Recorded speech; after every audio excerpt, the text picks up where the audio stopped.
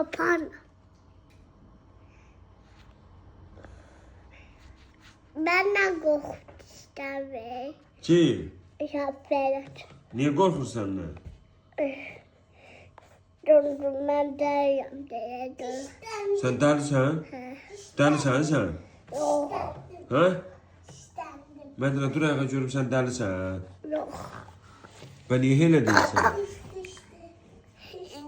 Çok değişik istendim. Ha, şopu elə bilirsin sen delisin. Ha, şopu Mədinə deli deyil ha. Denən də nə? Ben de görüyorum ha. Denən mən səni çox istəyirəm. Ben sana çok diyem. Heç şeyin başına. Açık mı? Qoy çıxmasın, qoy orada tutsun.